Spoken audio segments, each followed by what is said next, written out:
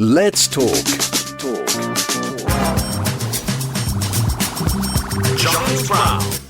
Dusty boots to boardroom. Follow your dreams. Life is short, so why not follow those dreams? After years of building separate careers, Catherine and Adrian were drifting apart. They came up with a solution, which I don't think is in many marriage guidance counselor's handbook, but it seems to have worked for them. Delighted to say that Adrian Stratta, am I pronouncing that correctly with the right inflection, joins me live on the line now, probably from somewhere overlooking the herds of wildebeest grazing the Serengeti. Morning to you, Adrian.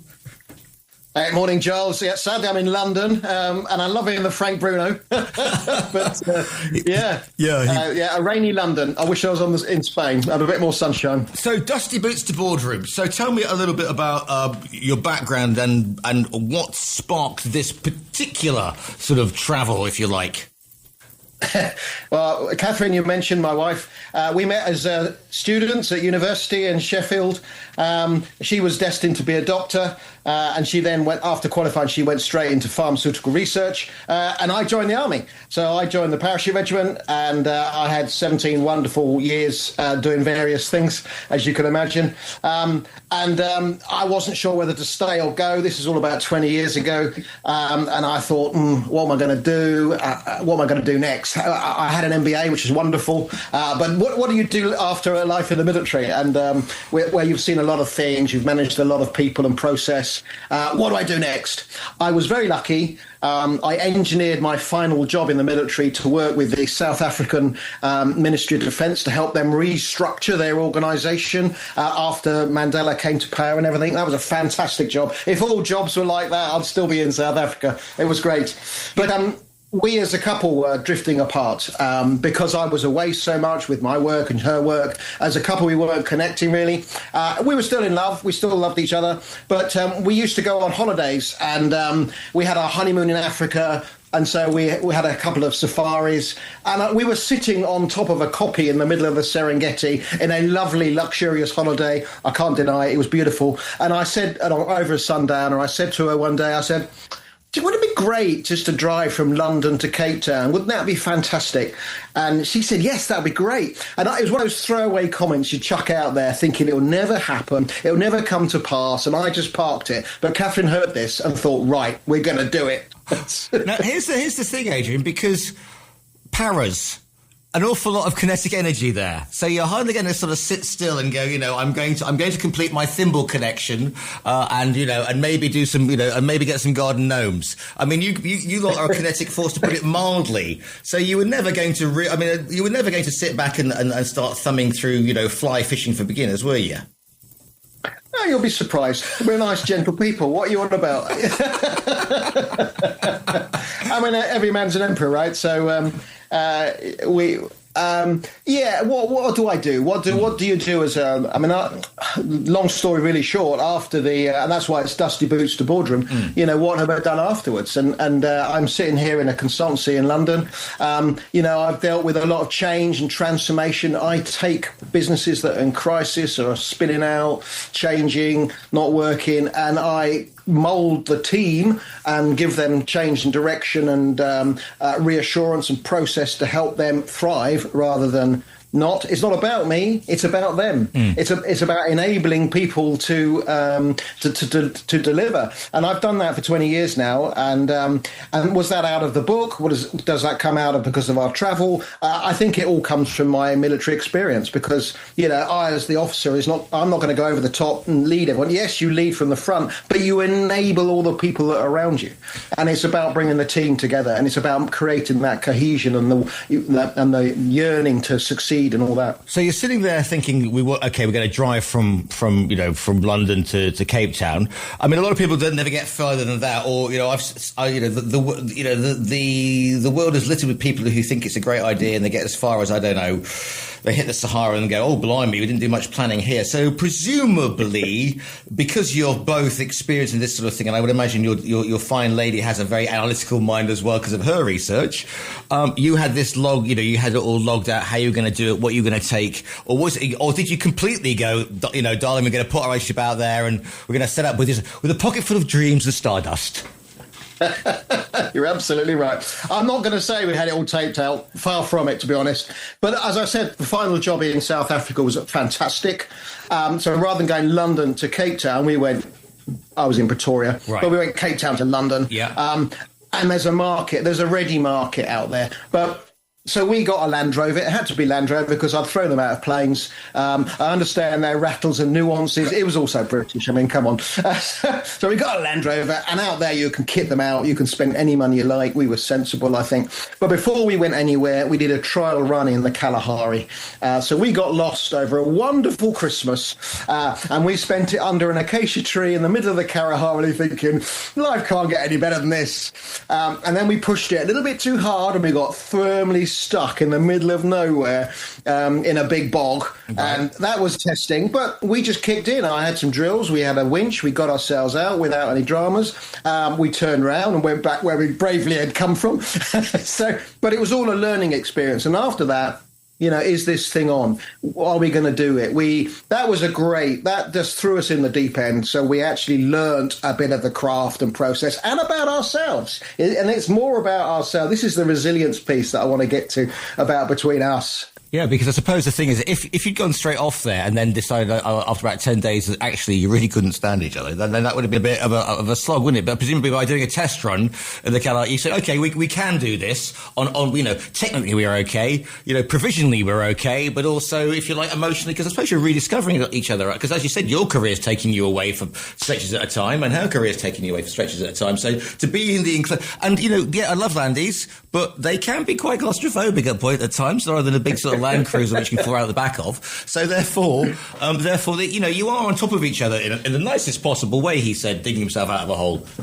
Yeah, well, that's the point. I mean, it was all about reconnection. We were tested sorely on our journey.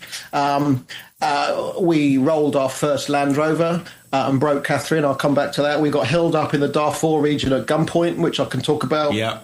We were mugged, but not really. It was something of nothing in Addis Ababa. So things happened, but the whole point is about resilience. It's not about the highs and the lows. It's about keeping it going on a day-to-day basis. And having that shared goal. It's like anything. If your goal together is to achieve something, are you both bought into it? And we both, I mean, coming back to the role in the first Land Rover, that was traumatic. And we hadn't even got out of South Africa. We were doing all the right things at the right time in the right place. And sadly, we rolled the Land Rover. And Catherine had been driving. She's a brilliant driver. She was doing all the right things, and she was fresh. And shit happens, excuse my language. Quite all right. Things happen. So how to get back? But she kind of blamed herself for that, and she said, I've killed the Land Rover. We called it Daphne. So I killed Daphne. So she had to find a way. She didn't know how she was going to do it, but she had to find a way to get back on the road, to keep the dream alive. And you can't, that's something you can't replace. That is passion and shared passion. I mean, I suppose it's the shock with reality, isn't it? What's the old saying? All plans are fine until somebody gets punched in the face. Until you get that punched in the face. Exactly. But, that shock of, you're doing all the right things, but hey, this is Africa, and things happen. There are potholes, things break. And the next thing you know, you're looking at the world sort of at a 180-degree angle, and it's coming at you fast. Exactly. Well, we were on the main road, the N7, the main road between Cape Town and Namibia, and we're minding our own business, casually driving north. Coming round the blind bend was a big Arctic lorry being overtaken on our blind bend by a local guy driving a pickup truck. So Catherine had, do I smash into the lorry? Do I smash into the pickup truck? Or do I swerve hard and go into the rock wall? Instinct took her into a swerve, and we rolled. There we were. I was looking down at Catherine. She was lying at a bit of a funny angle, covered in blood. And I thought, oh, my God. She was looking up at me with blood coming out of my head and thinking as a doctor, oh, my God, head wound. They bleed a lot. Oh, my God. I had a very slight cut to my nose. I can't say any more than that. I was lucky. And it was my blood. But she had broken the distal end, the far end of her collarbone, which was a nasty break. And a long story really short, we got scooped up off the road. The driver of the lorry was brilliant. He was our witness. He called the police. They came and scooped us up. They took us, they looked after us fantastic. They stored all our gear, which I thought I would never see again. And we got Catherine to hospital. She was the priority, to a hospital. And she was okay. She was stabilised. And we were stuck. Oh, thankfully, we had friends in Cape Town. But those friends a week later said, you got to go and see a bloke called Joe De Beer. Who's Joe De Beer? He's only the Springboks shoulder expert. And Catherine and he met. Of all the people you could meet in the world, that was the right time and right place. And he said to Catherine, welcome to the third world, knowing full square that if we go back to the UK, it'll be plates and screws in her shoulder and a lifetime of discomfort. Or he could do a bone graft, and within 6 weeks she'll be back on the road. What do you want to do? I mean, Catherine latched onto that like a limpet, and she knew that was Rolls-Royce treatment, and it was. But it was back on the road in 6 weeks. I was like, all bets are off. Yeah. No, Catherine, you've been hurt. I'm not going to damage you anymore. You know, and she was going, no, we're going to do this. So we did. We got the insurance paid for everything. We got another vehicle. We were back on the road. We knew what we wanted to do, how we wanted to reconstruct it. Sadly for Catherine, though, she could not drive, because if there was a pothole, as you mentioned, or wrench, she would have damaged her shoulder a bit, and she had to be careful. But she was then adjusting, and that was all part of the passion of driving on and getting this thing done and getting out to see the wildlife and the world. Because you said you're heading towards Namibia. Great, Skeleton Coast and all that. I mean, because Africa, things change. So, I mean, it can be, there are some interesting areas of Africa. So, so what was your route going to be? Was it go up via Namibia, Angola, Mozambique? What was because you end up in Ethiopia. So I'm just trying to think what the route is here. Yeah. Well, we basically described an S. So we went from the very southern tip, Cap Agulhas, to the very northern tip, Cap Blanc in Tunisia. Yeah. But we never planned to go to Tunisia. We always thought we'd go up through Namibia, then transit across through Botswana, Zambia, Malawi, Tanzania, Kenya. We had friends in Kenya. Yeah. We stayed there for quite a long time. Uganda, Kenya, to Tanzania. Sorry, to Ethiopia. Sudan, which was a different entity altogether. And then we thought we'd go up the Nile. And we planned to go to the Nile through Egypt. And then do we turn left or right? We thought it might go right up through the Crusader countries of Israel and Syria and all that, and then Turkey and up through Europe. Or really, we wanted to turn left and go through Libya. We hadn't worked that bit out. But we got stuck in Khartoum. We couldn't get up the Nile. We couldn't get into Egypt. They wanted loads of backhanders. I mean, there was a classic bureaucracy that we really hit at every time. So we actually went left. We just turned left after practically a month in Sudan, having a great time, by the way. And left meant driving through the Darfur region, so heading west. For 20 years, the world's worst war has been raging for 20 years, and we were at the start of it. And that was 5 days of really hard slog of bashing through the bush, shall we say. And on the 5th day, we were on the edge of a village. And every village we came to, we had to check in, vous en passez, with the police, And I had a sat phone and a contact with the UN on the border to get us across the border. And I was on the sat phone and I saw this figure striding towards me. Now, Africans, bless them, locals don't stride. They amble from here to there. And there was 2 guys striding purposely towards us. And that was like a combat indicator. I would say those words because, that's what I was trained for. And I said to Catherine, I said, get in the car. And she did it. She actually did. We had a drill. Get in the car. She got in, locked it. I was flabbergasted. I couldn't believe because she makes her own decisions. That would have been a 10-minute argument, So she actually did it and just went straight in there. So that was fantastic. By which time I got into the vehicle, started the car up, and literally a guy pulled a pistol the other side of the windscreen at me and started shouting. What you should not do, and I'm ashamed to say I did, I started laughing. I thought, of all the things that have happened, is this it? I really thought that was it. I started laughing. I don't recommend, you should not do that. But I could see the guy was actually, his eyes were like spinning in their sockets. He was shaking the pistol so much. He was so hyped. Either it was death in seconds or he didn't want to do anything and he wasn't sure what to do. And then a voice said on the left-hand side, and there was about half a dozen and a bit of a crowd started, "Don't worry," this voice said, "you have not done anything wrong." And I thought, that's not in English. So I sat up in the chair and started pointing and gesticulating, ignoring the pistol guy, trying to wrest some control over the situation.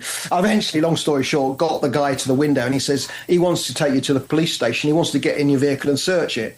I said, there's no way you're getting in, because they'd just rob us blind. Sure. The whole crowd was robbed, and God knows what would happen to us. Yeah. So I ended up, again, short story, but I had 4 people, my assailants and this guy, hanging on the outside of the Land Rover, driving to the police station like Fred Carno's army.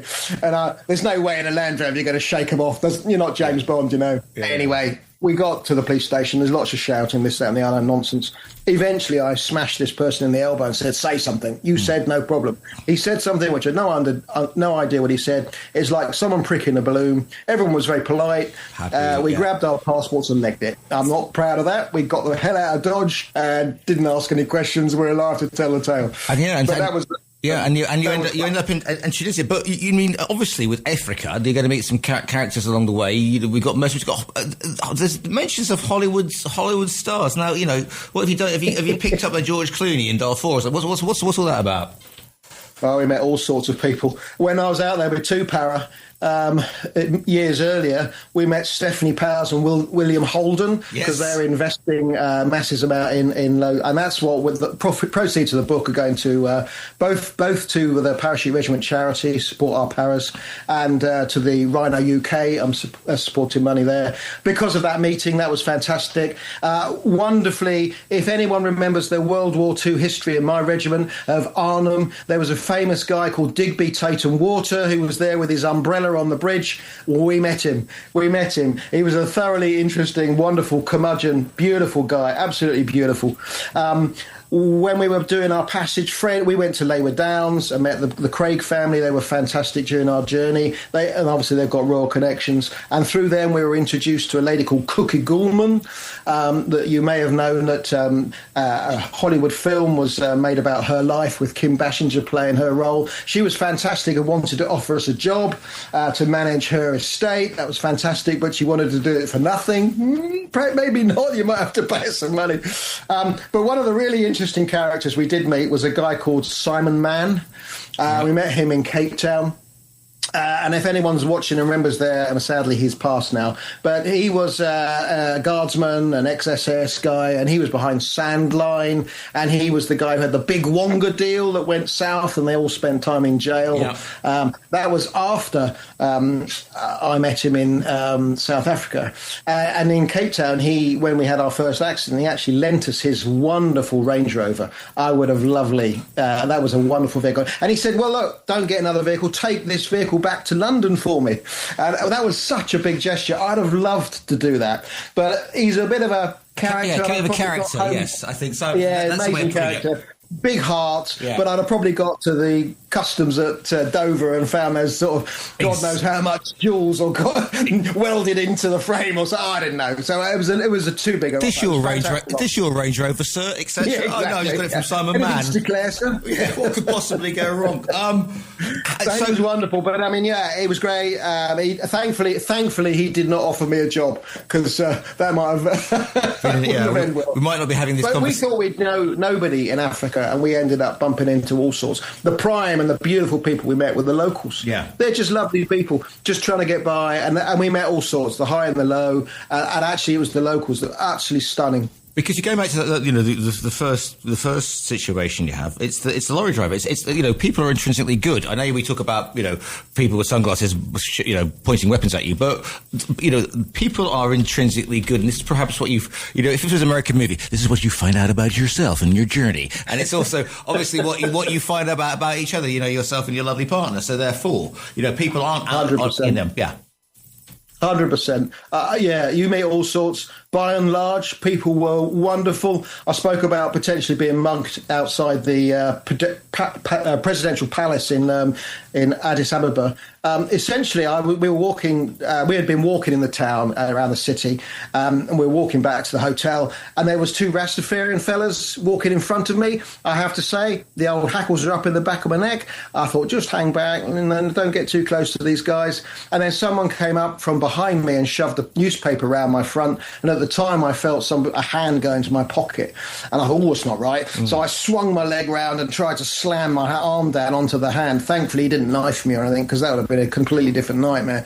But actually, he was the assailant. And the two Rastafarians turned round, ran towards us. And I thought, oh, my God, this is it. This is it. They ran straight over and past me to chase the other guy who had mugged us. They were the heroes, not the opposite. So you just don't know. And you've just got to play each event as you find it and be honest with yourself and with other people. Otherwise, if you go looking for trouble and become the scared rabbit and you're the victim, you're going to get that victim behaviour. But if you go the other way, you're going to find the good and bad in people. What was it like when you got to Tunisia and you got to that point and you'd actually finished? I mean, great achievement, but then was it sort of, well, now we just have to go through boring Europe and back to Dover and start again? Or was it like, okay, we've done this, we've reset ourselves, we have a great thing going, yourself and your partner, so thank goodness we did that? And that's exactly right. It was Christmas time as we were driving up through Paris. We stayed in Paris. It was lovely, and then we got the ferry back, and we were talking. We went through the Sahara, which was absolutely stunning, and we had lost comms with Catherine's parents, who were very worried about the whole event. And when we phoned them from Tunisia, going, "Hi, we're okay," they burst out crying because you're alive. We thought you were dead. So there was all that highs and lows, and you've got to manage all that. We got back. My brother wanted to do a big celebration of welcome home at Dover, and we arrived a day too early for him. So we just crept home and we went back to our house. We had our house, and then we had Christmas, and we'd lost a bit of weight. We got a bit of a good suntan and all that sort of stuff. And then people said to us at various Christmas parties, "Oh, you're looking well. How was your holiday?" It was 9 months. I wouldn't call it a holiday. It was fantastic. And then you start talking and they drift off because their lives are elsewhere, So it's you do come down to earth pretty quickly with a bump. Catherine was then headhunted for a pharmaceutical company and went off to work, and that's all in the book. And so she sort of picked it up pretty quickly, back in the grind, and I had to find a new career. So that was another experience. When you got out of the Sahara, or you got to Europe, did you have? Because I've been to the Sahara a few times. Did you have the longest bath the longest shower known to man? Because the sand gets everywhere. What are you trying to say? You saying we're grubby? No, but it's just one of the things. Yes, you did.